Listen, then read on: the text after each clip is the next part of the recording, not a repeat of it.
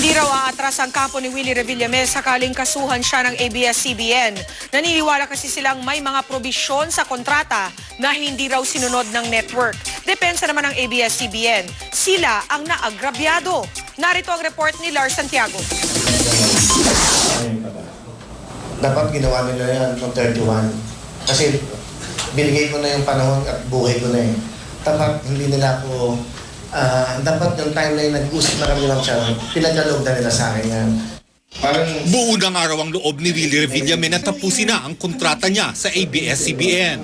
Kahit pa raw buhayin muli ang dati niyang show na Wawawi, hindi na raw siya babalik. Kahapon, tuluyan na niyang pinutol ang kontrata niya sa Kapamilya Network. Nagkausap daw sila ni Miss Linggita noong July 10 at tinanggap niya ang alok na bumalik sa Wawawi.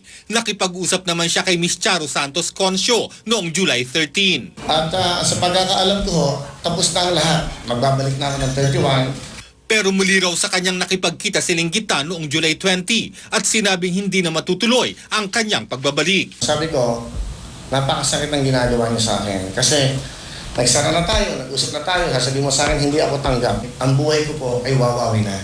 Nang makansela ang Wawawi, tila nawalan na rin daw siya ng buhay. Kaya wala na raw makitang dahilan ng TV host na ipagpatuloy pa ang kontrata niya sa network.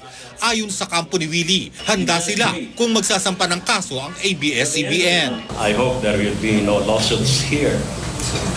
But if a lawsuit is filed against Willie, does he have a choice? He will have to defend himself. Mula kahapon hanggang ngayon, tumanggi pa rin ang ABS-CBN na magpa-interview. Pero sa isang statement, nauna nang sinabi ng ABS-CBN na si Willie ang lumabag sa kontrata.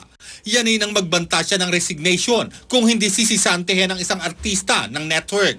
At dahil si Willie raw ang lumabag, wala siyang karapatang ipawalang bisa ang kontrata. Ang network daw ang naagrabyado, kaya ito ang magdedesisyon kung tatapusin na ang kontrata. The decision, though unilateral, was based on legal grounds. The way he has been treated, he was not treated according to the terms and conditions of the contract.